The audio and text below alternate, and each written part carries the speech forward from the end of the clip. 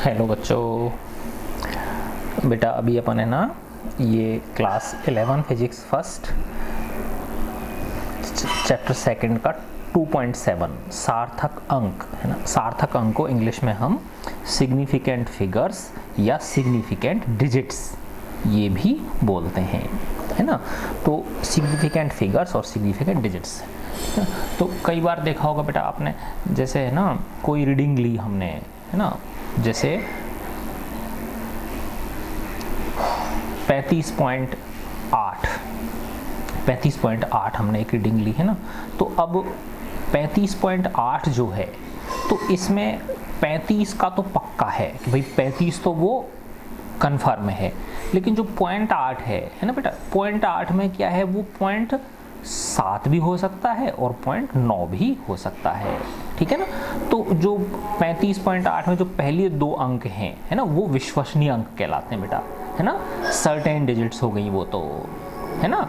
और जो 35.8 में जो 0.8 वाली डिजिट है, लास्ट वाली जो डिजिट होती है, वो अनसर्टेन होती है, अविश्वसनीय होती है ना।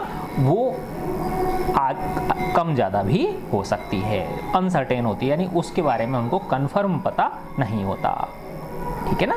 तो ऐसे 35.8 है ना। अगर माना ये होता 24.35, तो 24.35 में 24.3 तो क्या है, कंफर्म है। और तो 3.5 में जो 5 वाला लास्ट वाला है, वो 6 भी हो सकता था और 4 भी हो सकता था, है ना। तो 24.35 में 24.3 तो क्या है, वो सर्टेन डिजिट्स हो गई, है ना, विश्वसनीय हो गई। और जो लास्ट वाली है, जो 5 है, वो क्या है, अविश्वसनीय है, अनसर्टेन हो गई। तो जो विश्वसनीय डिजिट्स होती हैं वो, और जो उसके अलावा एक डिजिट जो अविश्वसनीय होती है, तो ये दोनों मिला के सार्थक अंक कहलाते हैं ना, सिग्निफिकेंट डिजिट्स कहलाती हैं, ठीक है ना। और अभी अपन इसको पढ़ेंगे जब और समझ में आ जाएगा, है ना। तो जैसा कि ऊपर वर्णन किया जा चुका है, हर मापन में त्रुटियां सम्मिलित होती हैं, अतः मापन के परिणामों को इस प्रकार प्रस्तुत किया जाना चाहिए कि मापन की परिशुद्धता स्पष्ट हो जाए। साधारणतः मापन के परिणामों को एक संख्या के रूप में प्रस्तुत करते हैं, जिसमें वह सभी अंक सम्मिलित होते हैं जो विश्वसनीय हैं, तथा वह प्रथम अंक भी सम्मिलित किया जाता है जो अनिश्चित है ना। विश्वसनीय अंकों और पहले अनिश्चित अंकों को संख्या के सार्थक अंक माना जाता है, ठीक है ना। तो विश्वसनीय अंक प्लस जो पहला अनिश्चित अंक है, ठीक है ना, वो क्या हो गया, सार्थक अंक माने जाते हैं। यदि हम कहें कि किसी सरल लोलक का, सिंपल पेंडुलम का दोलन काल जो है, टाइम पीरियड इसका 1.62 सेकेंड्स है, तो इसमें अंक A एवं 6 तो विश्वसनीय एवं निश्चित है ना। 1.6 में 1.62 1.6 जो है ना, ये फर्स्ट 2 डिजिट्स हैं 1 और 6, ये तो सर्टेन है, जबकि अंक 2 अनिश्चित है। इस प्रकार मापित मान में 3 सार्थक अंक हुए, है ना। इस प्रकार इसमें कितने सार्थक अंक हुए, 3 सार्थक अंक हुए। तो 2 निश्चित अंक और 1 अनिश्चित अंक मिला के। यदि मापन के बाद किसी वस्तु की लंबाई 287.5 सेंटीमीटर व्यक्त की जाए, तो इसमें 4 सार्थक अंक हैं, जिसमें 2, 8, 7 तो निश्चित है, परंतु 5 क्या है, अनिश्चित है। अतः राशि के मापन के परिणाम में सार्थक अंकों से अधिक अंक लिखना अनावश्यक एवं भ्रामक होगा, क्योंकि यह माप की परिशुद्धता के विषय में गलत धारणा देगा। अब जैसे ये 287.5 है ना, अब इसको और लंबा कर दिया जाए 287.5, 4, 3, 2, 1, 9, 8, तो वो कोई मतलब उसका नहीं है, ठीक है ना। तो किसी संख्या में सार्थक अंकों की संख्या ज्ञात करने के लिए, है ना, कि अब किसी संख्या में कितने सार्थक अंक हैं, है ना, सार्थक अंकों की संख्या ज्ञात करने के लिए निम्नलिखित उदाहरणों को समझ सकते हैं। जैसा पहले वर्णन किया जा चुका है कि सार्थक अंक मापन की परिशुद्धता को अंकित करते हैं, तो ये बेटा किसको, प्रिसीजन को अंकित करते हैं, है ना।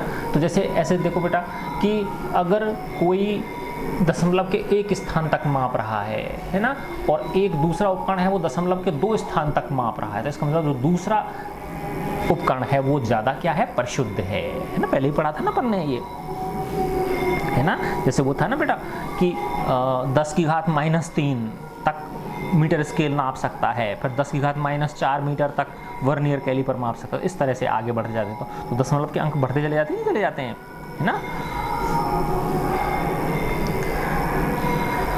तो जैसा पहले वर्णन किया जा चुका, सार्थक अंक मापन की परिशुद्धता इंगित करते हैं जो मापक यंत्र के अल्पमतांक पर निर्भर करते हैं। तो उसकी लीस्ट काउंट पर यह निर्भर करती है। किसी मापन में विभिन्न मात्रकों के परिवर्तन के चयन से सार्थक अंकों की संख्या परिवर्तित नहीं होती। अब देखो ये ध्यान रखने की है ना, कोई हमने माप लिया, कोई है ना,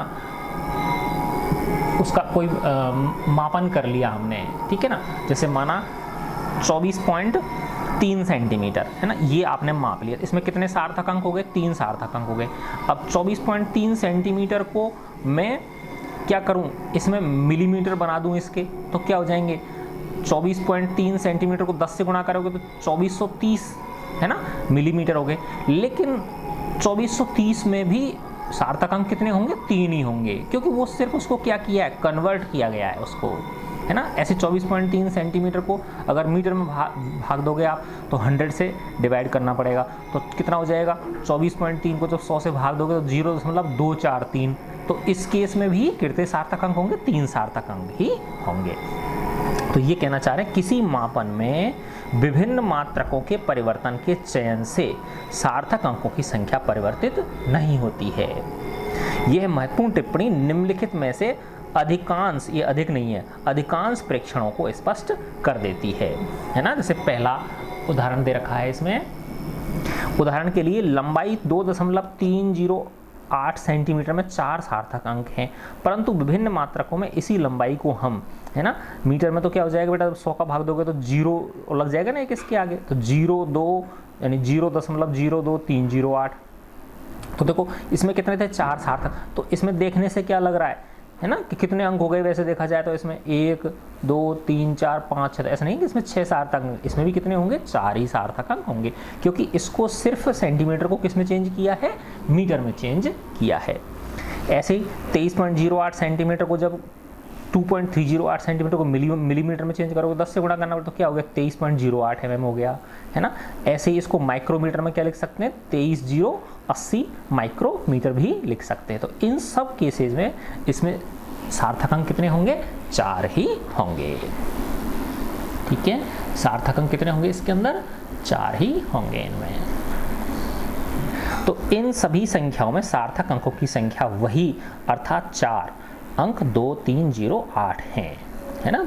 यह दर्शाता है कि सार्थक अंकों की संख्या निर्धारित करने में दशमलव कहाँ लगा है, इसका कोई महत्व नहीं होता।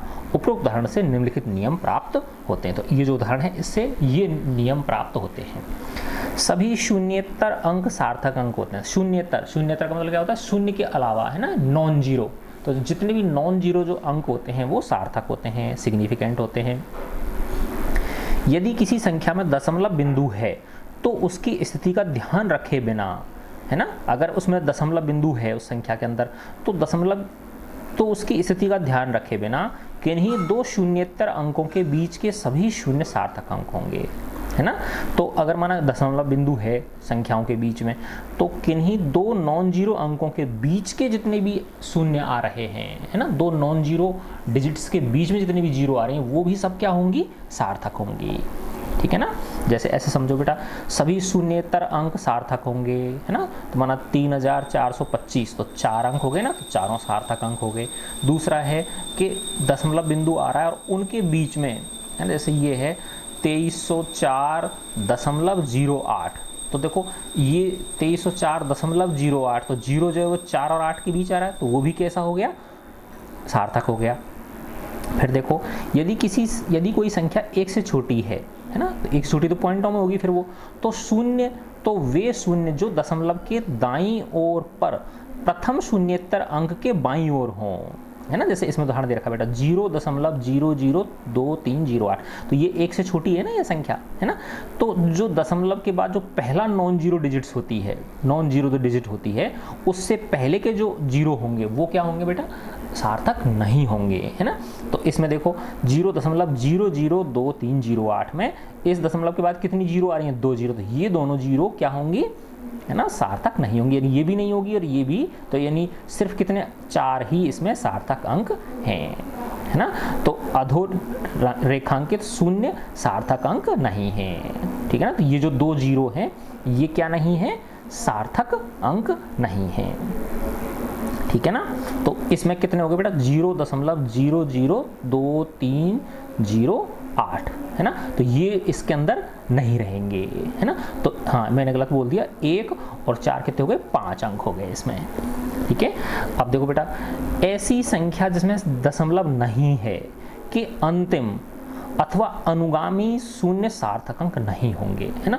ऐसी कोई संख्या जिसमें दशमलव नहीं है ना, क्या है बेटा उस संख्या के अंदर दशमलव नहीं है तो जो लास्ट वाली डिजिट्स हैं जीरो हैं वो सार्थक नहीं होंगी है ना। जैसे ऐसे समझो आप 123 मीटर है, इससे समझ में आ जाएगा आपको। 123 मीटर को क्या लिख सकते हो आप, 12,300 सेंटीमीटर हो गया ना। तो ये 123 और ये 12,300 सिर्फ वही तो चेंज हुआ है, इसकी मात्रा ही चेंज हुआ है तो, लेकिन अंक कितने रहेंगे, ये 3 ही इसमें सार्थक अंक रहेंगे और 3 ही इसमें सार्थक। तो इसका मतलब ये जो 2 जीरो हैं ये सार्थक नहीं होंगी है ना।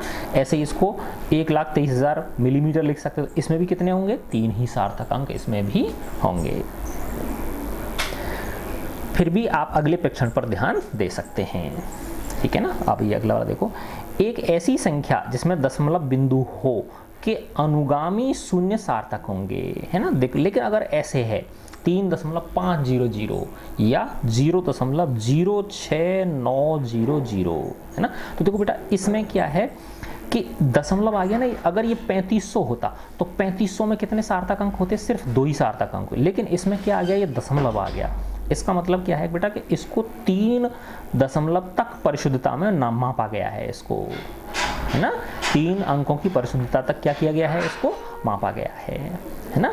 ऐसे ही यहाँ सिर्फ ये वाला जो जीरो है यानी दशमलव और फर्स्ट नॉन जीरो डिजिट के बीच का जो जीरो है ये सार्थक नहीं होगा, बाकी ये जो लास्ट वाले जो 2 जीरो हैं ये सार्थक होंगे है ना। बस तो देखो अगर इसमें था ये कि 123, 12,300 और 1,23,000, इसमें तो क्या था बेटा ये दोनों जीरो और ये तीनों जीरो क्या थे, सार्थक नहीं थे। लेकिन अगर दशमलव लगा हुआ है तो दशमलव के बाद के जो जीरो हैं ये क्या होंगे, सार्थक होंगे। ठीक है, अगला देखो बेटा नेक्स्ट, अनुगामी शून्य सार्थक अंक है या नहीं, इस विषय में भ्रांति हो सकती है। मान लीजिए किसी वस्तु की लंबाई 4.700 मीटर लिखी गई है।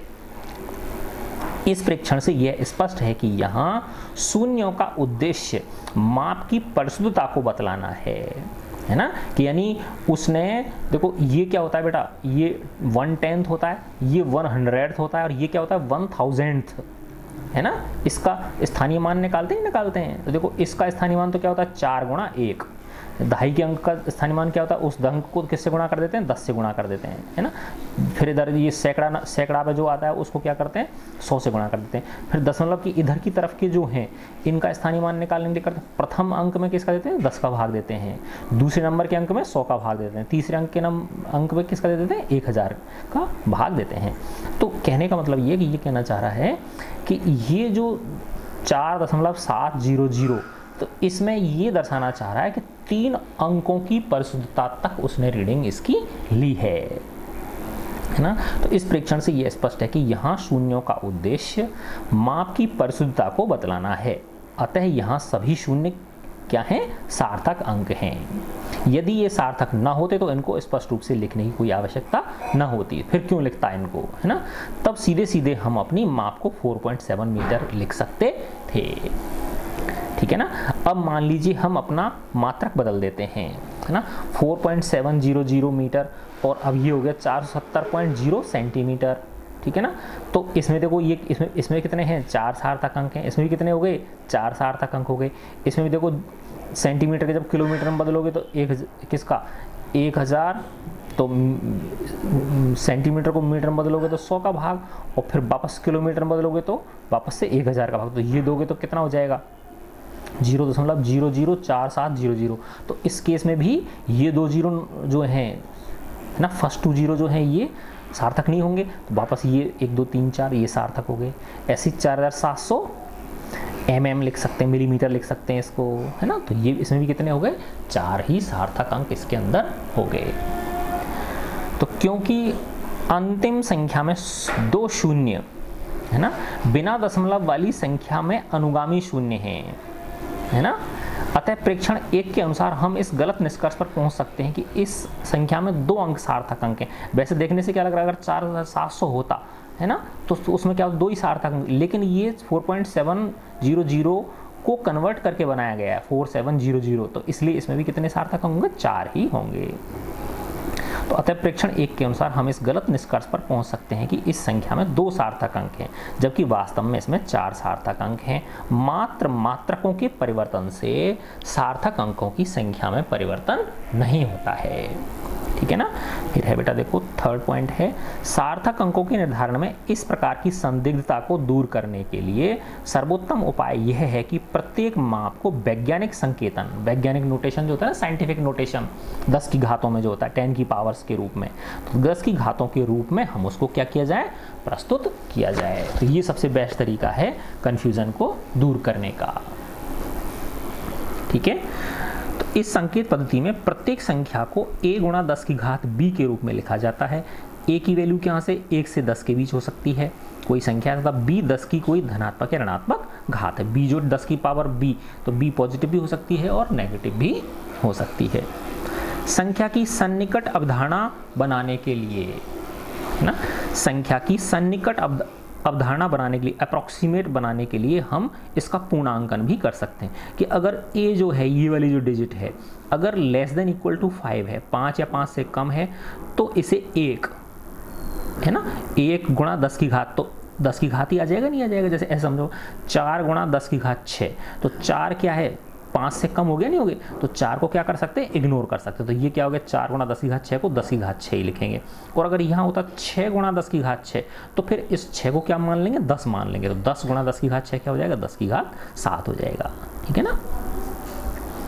तो संख्या की सन्निकट अवधारणा बनाने के लिए हम इसका पूर्णांकन कर सकते हैं, राउंडिंग ऑफ कर सकते हैं, यानी a less than equal to 5 होने पर इसे 1 और 5 is less than a is less than equal to 10, 5 से ऊपर होने पर क्या मान सकते हैं, इसको 10 मान सकते हैं। तब इस संख्या को लगभग 10 की घात b के रूप में व्यक्त कर सकते हैं, जिसमें 10 की घात b भौतिक राशि के परिमाण की कोटि कहलाती है। क्या कहलाती है, ये ऑर्डर कहलाती है, ऑर्डर ऑफ मैग्नीट्यूड।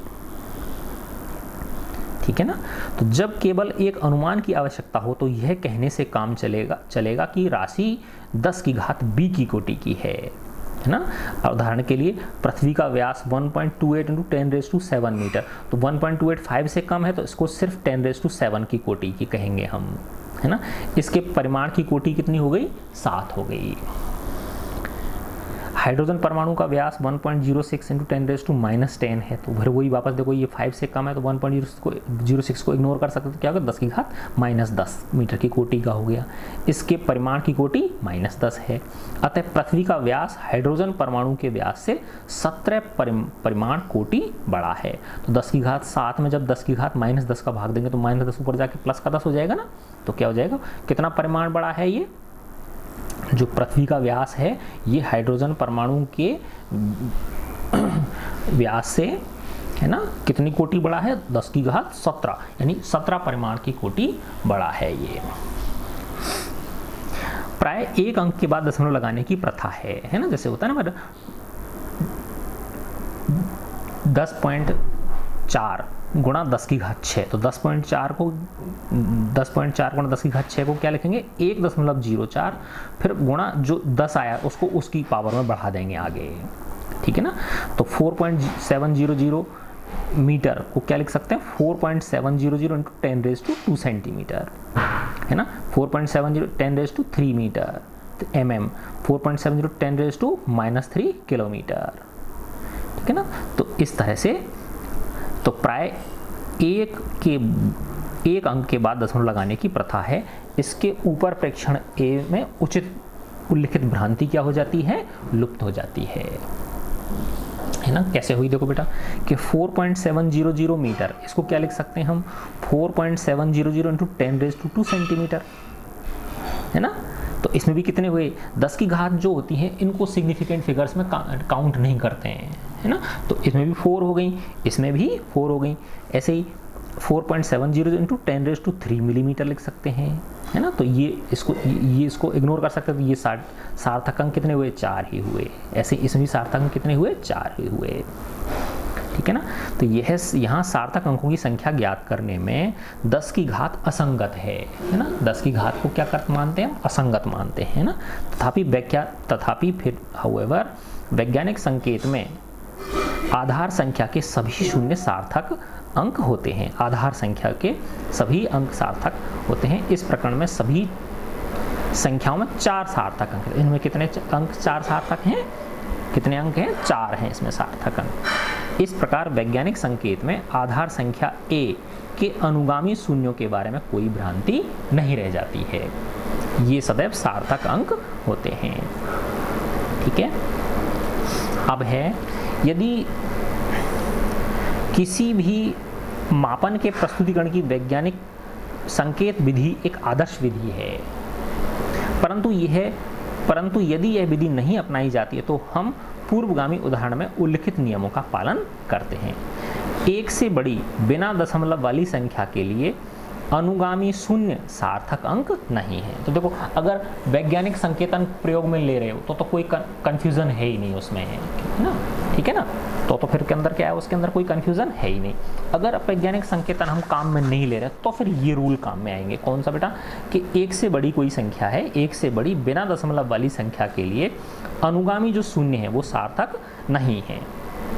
दशमलव वाली संख्या के लिए अनुगामी शून्य सार्थक अंक होंगे। ठीक है ना। जैसे ऐसे समझो बेटा आप, ये कह रहा है बिना 1 से बड़ी बिना दशमलव वाली संख्या के लिए अनुगामी शून्य, ये मैंने लिखा 2400, है ना। तो 2400 में ये जो शून्य हैं दोनों, ये क्या हो गए बताओ, ये सार्थक अंक नहीं है। ठीक है ना। फिर है दशमलव वाली संख्या के लिए अनुगामी शून्य सार्थक हैं। अगर ये ऐसे होता 2.400 है ना, तो अब ये दोनों शून्य क्या हो गए, सार्थक हो गए। तो इसमें सिग्निफिकेंट फिगर्स कितने हैं, 2, इसमें सिग्निफिकेंट फिगर्स कितने हैं, 4। आ गई नहीं ये बात समझ में। ठीक है ना। तो देखो कैसे लिख सकते हैं बेटा इसको। वैज्ञानिक जब संकेतन में लिखोगे तो 2400 को क्या लिख सकते हो आप, 2.4 गुणा 10 की घात 3, है ना। 2400 को क्या लिख सकते हो, 2.4 गुणा 10 की घात 3। ठीक है ना। और इसमें जब लिखोगे तो क्या लिखोगे बेटा आप इसको, 2.400, ठीक है ना, इनटू 10 की घात 1। ठीक है ना। 2.400 इंटू 10 की घात। तो देखो इसमें वो 2 जीरो विलुप्त हो गए कि नहीं हो गए, लेकिन ये जो दशमलव है ये किसको दर्शा रहा है, ये परिशुद्धता को दर्शा रहा है, मापन की परिशुद्धता को दर्शा रहा है ना। तो इसलिए इसके ये दोनों जीरो जो होंगे वो क्या होंगे, इसके सार्थक होंगे। ठीक है। फिर है 5वां बिंदु, 1 से छोटी संख्या में पारंपरिक रूप से दशमलव के बाईं ओर लिखा शून्य, जैसे दशमलव के बाईं ओर लिखा शून्य जैसे 0.1250 कभी भी सार्थक अंक नहीं होता। तो जैसे ये वाला है ना, 0 है ना, तो ये 0.1250, इसमें ये जो 0 है ये क्या है, सार्थक नहीं होगा। लेकिन ये वाला जो 0 है ये क्या होगा, सार्थक होगा। तथापि किसी माप में ऐसी संख्या के अंत में आने वाले शून्य क्या होंगे, सार्थक होंगे। ठीक है। गुणज या विभाजी कारक जो कि न तो पूर्णांकित संख्याएं होती हैं, है ना, जो गुणक होते हैं या विभाजी भाग देने वाले होते हैं, तो वो ना तो पूर्णांकित संख्याएं होती है और ना ही किसी मापित मान को वो तो फिक्स होते हैं। जैसे कोई क्या है, पाई है, तो पाई का मान क्या है, फिक्स है ना। तो यथार्थ ना ही किसी मापित मान को निरूपित करती हैं, यथार्थ होती हैं और इनमें अनंत सार्थक अंक होते हैं। जैसे पाई में कोई पूछे तो पाई में कितने सार्थक अंक होंगे, अनंत होंगे। ठीक है ना, क्योंकि ये क्या है, गुणक हैं या विभाजी कारक हैं। उदाहरण के लिए d बराबर d/2, तो यहाँ पे जो 2 है ये क्या, इसकी जो है ये विभाजी कारक हो गया, नहीं हो गया, d/2। तो इस 2 का अगर कोई सार्थक अंक पूछे तो इसके कितने होंगे, अनंत होंगे। ऐसे s बराबर 2πr में ये जो 2π है ना, या ये पाई 2 है, जो 2 है ये क्या है, इसके कितने होंगे, अनंत इसके सार्थक अंक होंगे। क्योंकि इसको 2 को आप 2.0 भी लिख सकते हो, 2.00 भी लिख सकते हो, 2.00, है ना। इसी प्रकार t बराबर t/n, है ना, इसमें भी n क्या है, एक पूर्णांक है। है ना। अब देखो बेटा, इसके बाद में आता है सार्थक अंकों से संबंधित अंकीय संक्रियाओं के नियम। यानी जब आप अंकों को जोड़ रहे हो, है ना, तो फिर किस तरह से सार्थक अंक लोगे आप। अगर अंकों का क्या कर रहे हो, गुणा कर रहे हो, ठीक है ना, तो फिर उनके लिए सार्थक अंक किस प्रकार से आप लेते हो, ठीक है ना। तो ऐसे समझो बेटा, देखो, किसी परिकलन का परिणाम जिसमें राशियों के सन्निकट मान मापे गए मान सम्मिलित हैं, अर्थात वे मान जिसमें सार्थक अंकों की संख्या सीमित है, व्यक्त करते समय मूल रूप से मापे गए मानों की अनिश्चितता ही प्रतिबिंबित होनी चाहिए। यह परिणाम उन मापित मानों से अधिक यथार्थ नहीं हो सकता जिन पर यह आधारित है, ठीक है ना। यानी कोई भी कैलकुलेशन करी आपने, तो जो इनपुट डाटा है ना, इनपुट जो आंकड़े हैं, तो जो फाइनल रिजल्ट है वो कभी उनसे ज़्यादा थोड़ी एक्यूरेट हो सकता है, ठीक है ना। तो अतः व्यापक रूप से किसी भी परिणाम में सार्थक अंकों की संख्या उन मूल आंकड़ों से अधिक नहीं हो सकती है। उन मूल आंकड़ों से क्या है, वो अधिक नहीं हो सकती है जिनसे कि इनको क्या किया गया है, प्राप्त किया गया है। इस प्रकार देखो, अब इसे समझ में आ जाएगा आपको। इस प्रकार यदि किसी पिंड का मापित द्रव्यमान मान लीजिए 4.237 ग्राम है, इसमें कितने अंक सार्थक अंक हो गए, 4 हो गए, और इसका मापित आयतन जो है वो 2.51 सेंटीमीटर क्यूब है, तो आयतन में कितने सार्थक अंक हैं, 3 ही सार्थक अंक हैं, ठीक है ना। तो मात्र अंकीय विभाजन द्वारा, है ना, तो मात्र अंकीय विभाजन द्वारा इसका घनत्व दशमलव के 11 स्थानों तक, तो अगर सिंपल अगर भाग देंगे, अगर आप घनत्व निकालोगे तो घनत्व बराबर क्या होता है, द्रव्यमान बटे आयतन। तो द्रव्यमान कितना है इसका, 4.237, और जब आयतन है कितना, 2.51, जब इसमें इसका भाग दोगे तो इतनी बड़ी वैल्यू आती है, ये आती है ना। तो क्या इसमें इतने सारे सार्थक अंक थोड़ी होंगे, नहीं हो सकते, क्योंकि इसमें कितने सार्थक अंक हैं, 4, और इसमें कितने हैं सार्थक अंक, 3। जबकि ये द्रव्यमान है, ये आयतन है, द्रव्यमान बटे आयतन करके घनत्व निकालने पर वैल्यू कितनी आती है, इतनी आती है। तो ये सारे सार्थक अंक नहीं होंगे, तो जो मिनिमम होती है बेटा उतने ही सार्थक अंक हम लेते हैं। तो इसमें कितने, 2.51 में कितने, 3 सार्थक अंक है, तो इसको 3 सार्थक अंक पे ही समेटेंगे अपन, है ना। तो 3 कहाँ तक हो गए, देखो 1.68, है ना। तो यहाँ तक समेटना है कि नहीं समेटना, अपने को इन 3 अंकों पे समेटना है इसको। तो इसका मतलब ये क्या है, 8 है, ये 5 से ज़्यादा है, तो इसको 9 कर देंगे, तो 1.69 हो जाएगा ये, है ना। आया समझ में। तो स्पष्टतः घनत्व के इस परिकलित मान को इतनी परिशुद्धता के साथ लिखना पूर्णतः हास्यास्पद तथा असंगत होगा, क्योंकि जिन मापों पर यह मान आधारित है उनकी परिशुद्धता काफ़ी कम है। क्योंकि इसकी परिशुद्धता तो कितनी है, 4 ही है, और इसकी परिशुद्धता कितनी है, 2 दशमलव के अंक, इसकी 3 दशमलव के अंकों तक है, और इसकी दशमलव के 2 अंकों तक है, और इसकी परिशुद्धता कितनी होगी, दशमलव कितने अंकों तक। तो इनसे ये चीज़ नहीं मिल सकती ना। हाँ, तो सार्थक अंकों के साथ अंकीय संक्रियाओं के निम्नलिखित नियम यह सुनिश्चित करते हैं कि किसी परिकलन का अंतिम परिणाम उतनी ही परिशुद्धता के साथ दर्शाया जाता है जो निवेशित मापित मानों की परिशुद्धता के क्या हो, संगत हो। तो फर्स्ट नियम है संख्याओं को गुणा या भाग करने में से, तो जब क्या करें हम बेटा, उनको गुणा करें या भाग करें, ठीक है ना। गुणा या भाग करने पर, संख्याओं को गुणा या भाग करने से प्राप्त परिणाम में केवल उतने ही सार्थक अंक रहने देना चाहिए जितने की सबसे कम सार्थक अंकों वाली मूल संख्या में हैं, है ना। तो अगर माना कोई 2 संख्याएं हैं, उनको आपको गुणा करना पड़ रहा है ना, जैसे F बराबर ma होता है, फोर्स बराबर मास इनटू एक्सेलरेशन। तो मास दे रखा है आपको, मास के कुछ सार्थक अंक दे रखे हैं, ठीक है ना। माना मास के सार्थक अंक कितने हैं, 3 हैं, है ना बेटा, और एक्सेलरेशन जो है वो उसके 2 सार्थक अंकों तक दे रखा है उसको। तो जो फोर्स होगा वो कभी भी 2, जो मिनिमम कितने हैं, 2 सार्थक अंक हैं, तो उससे ज़्यादा वो नहीं हो सकता, ठीक है ना। तो अतः उपरोक्त उदाहरण में घनत्व को 3 सार्थक अंकों तक ही लिखा जाना चाहिए, है ना। तो क्यों लिखा जाना चाहिए 3 सार्थक अंकों, देखो इसमें ये द्रव्यमान कितने सार्थक अंक हैं, 4, द्रव्यमान के कितने सार्थक अंक हैं, 4, और आयतन के कितने सार्थक अंक हैं, 3। तो जो कम है उतने सार्थक अंक तक ही हम उसको क्या करेंगे, समेटेंगे, है ना। तो देखो इसमें कितना हो गया, 3 सार्थक है, इसमें 4 हैं, तो जो अंश भाग दिया आपने है ना घनत्व निकालने के, तो इसको कितने सार्थक अंकों पे राउंड ऑफ करेंगे हम, 3 पे ही इसको राउंड ऑफ करेंगे, ठीक है ना। देखो इसमें यहाँ दिखा रखा है ना इसने 4.237 है ना, जब 4.237 में 2.51 का भाग देंगे है ना, तो ये इतना आ रहा था ना 1.688, ये इतना, तो इसको कितने पे समेट दिया, 1.69 पे, आया समझ में, 1.69 ग्राम पर सेंटीमीटर क्यूब या ग्राम सेंटीमीटर की पावर -3 है ना।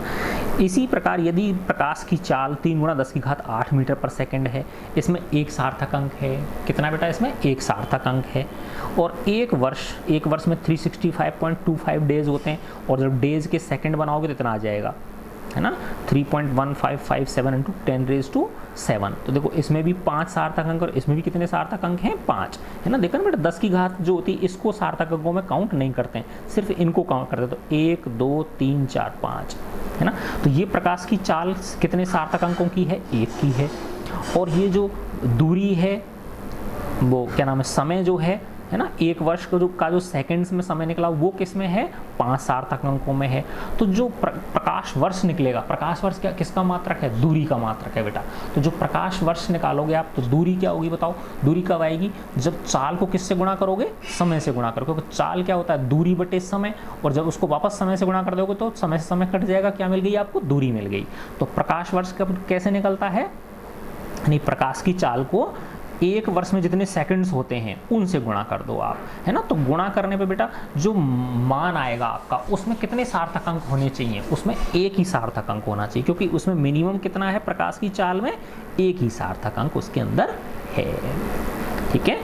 अब इसके बाद देखो संख्याओं के संकलन अथवा व्यवकलन से प्राप्त अंतिम परिणाम है। देखो ये इंपॉर्टेंट चीज है। दूसरी ये है कि जब उनका जोड़, अब ये तो किसका था, गुणा भाग का नियम था, है ना, ये तो किसका था, गुणा या भाग करने पर। तो गुणा भाग करने पर तो सीधा सा ये देखेंगे हम कि जिसमें कम सार्थक अंक हैं तो रिजल्ट में उतने ही सार्थक अंक होंगे, ठीक है ना। फिर इस वाले में क्या होगा बेटा, इसमें थोड़ा सा ये ध्यान देखते हैं कि संख्याओं के संकलन, जोड़ अथवा व्यवकलन यानी घटाव में, बाकी में से प्राप्त अंतिम परिणाम में दशमलव के बाद उतने ही सार्थक अंक देने चाहिए। तो अब इसमें दशमलव के बाद के अंकों का ध्यान रखते हैं हम, है ना। दशमलव के बाद उतने ही सार्थक अंक रहने देने चाहिए जितने की संकलित या व्यवकलित की जाने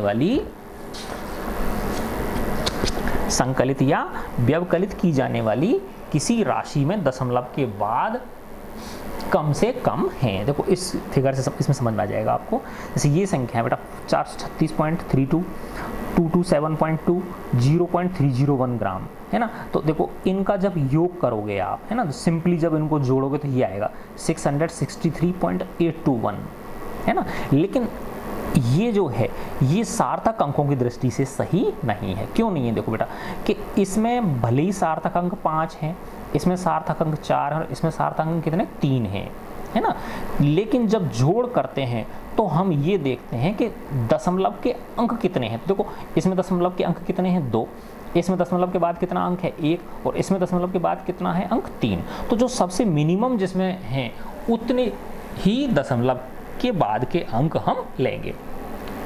तो जब इनको सिंपली जब जोड़ोगे 436.32 को 227.2 को और 0.301 को जब जोड़ोगे तो ये वैल्यू आएगी 663.821। लेकिन इस 821 को राउंड ऑफ कितने पे करना पड़ेगा, 1 ही दशमलव अंक पे करना पड़ेगा, क्योंकि किस मिनिमम कितने सार्थक अंक, वो दशमलव के बिंदु कितने 1, तो इसको यहीं पे समेटना पड़ेगा ना। तो क्या लिखना पड़ेगा बेटा, इसको 663.8, यानी इन 2 1 को हटाना हमको पड़ेगा, ठीक है ना। तो दी गई संख्याओं में सबसे कम परिशुद्ध ये है ना 227.2, क्योंकि दशमलव के 1 अंक तक ही माप रही है ये, तो ये है। दी गई संख्याओं में सबसे कम परिशुद्ध 227.2 ग्राम माप दशमलव के 1 स्थान तक ही यथार्थ है, इसलिए अंतिम परिणाम को 663.8 ग्राम तक पूर्णांकित कर दिया जाना चाहिए। आगे ना बात समझ में, है ना। ऐसी अगर आपको घटाना है ना, देखो घटाना जैसे ये, इसी प्रकार लंबाइयों में अंतर को निम्न प्रकार व्यक्त कर सकते, जैसे ये था 0.307 माइनस 0.304, है ना। तो इसमें दशमलव के बाद कितने अंक हैं बेटा, 3 हैं। इसमें भी दशमलव के बाद कितने 3, तो 3 सार्थक अंक हैं, ठीक है ना। तो सार्थक अंक 3 है और दशमलव के बाद भी कितने अंक हैं, 3 हैं। लेकिन जब आप इनको घटाओगे, है ना, तो घटाने पर क्या आएगा, 0.003 मीटर आगे नहीं आएगा। लेकिन जब वैसे देखते हैं हम, ठीक है ना, तो क्या होता है बेटा, इसमें ये वाले जीरो जो है वो क्या नहीं होते, सार्थक नहीं होते ना। ये वाले जो हैं दशमलव और फर्स्ट नॉन डिजिट 0 डिजिट के बीच के सार्थक नहीं होते हैं, है ना। तो इसलिए इसको क्या लिखना पड़ेगा, 3 गुणा 10⁻³ मीटर, ठीक है ना। तो इस रूप में हमें इसको लिखना पड़ेगा। तो ध्यान दीजिए, हमें गुणन नियम 1 जो गुणा भाग के लिए लागू होता है उसे संकलन योग के उदाहरण में प्रयोग करके परिणाम को 664 ग्राम नहीं लिखना चाहिए, है ना। तो इसको यहाँ जो है ये, इसको 664 नहीं लिखेंगे हम, है ना, इसको 664 नहीं लिखेंगे कि भाई जो है ना इसमें कितने हैं, ये कह रहा ना बेटा, देखो ध्यान दीजिए, हमें नियम 1 जो गुणा और भाग के लिए लागू होता है उसे संकलन योग के उदाहरण में प्रयोग करके परिणाम को 664 ग्राम नहीं लिखना चाहिए, है ना। तो इसको कितना लिखेंगे हम, ये 663.8 ही लिखेंगे। क्यों नहीं लिखना चाहिए, देखो गुणा और भाग वाले में तो क्या देखते थे कि सबसे कम सार्थक अंक किसमें है, उसमें क्या देखते थे हम, सबसे कम सार्थक अंक किसमें है। तो इसमें देखो सबसे कम सार्थक अंक तो इसमें है ना 3, है ना। तो इसका मतलब ये नहीं है कि इस वाली जो ये हमको जोड़ प्राप्त हो इसको 3 सार्थक अंकों तक समेट दिया जाए, नहीं, है ना। इसको क्या करेंगे हम कि इसमें दशमलव का कितना अंक है, 1, तो दशमलव के बाद 1 अंक तो आपको रखना ही पड़ेगा, ठीक है ना। तो इसको हम 664 नहीं कर सकते हैं, तो इसको कितना रखेंगे, 663.8 ग्राम तक पूर्णांकित करेंगे इसको, ठीक है ना। और व्यवकलन के परिणाम में, है ना, 3.00 × 10⁻³ नहीं लिखना चाहिए, है ना, क्योंकि इसको क्या नहीं लिखना चाहिए हमको, 3.00 × 10⁻³ नहीं लिखना चाहिए इसको,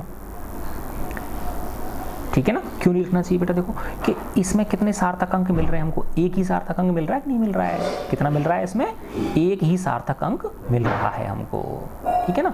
तो अगर आप ऐसे लिख दोगे 3.00 तो इसमें ये 3 सार्थक अंक हो जाएंगे ना, तो ये गलत हो जाएगा, है ना। तो इसको 3 × 10⁻³ मीटर में ही हमें लिखना पड़ेगा।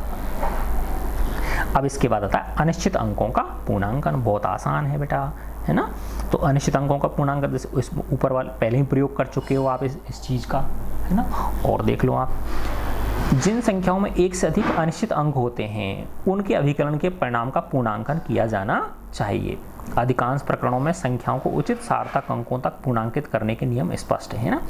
जैसे 2.746 ये है, इसको 3 सार्थक अंकों तक पूर्णांकित करना है, माना 3 सार्थक अंकों पे ही समेटना है आपको इसे, है ना। तो इसमें सार्थक अंक कितने, 4, तो इसका मतलब इस वाली को राउंड ऑफ करना है। तो ये देखेंगे बेटा कि ये जो जिसको राउंड ऑफ कर रहे हो वो अगर 5 से ज़्यादा है, क्या है वो 5 से ज़्यादा है, तो उसके जस्ट पहले वाले को 1 बढ़ा देते हैं। तो ये 6 है ना, और इसको 3 में ही समेटना है अपन को, तो इस 4 को क्या कर देंगे, 5 कर देंगे, तो ये क्या होगा 2.75 मिल जाएगा, ठीक है ना।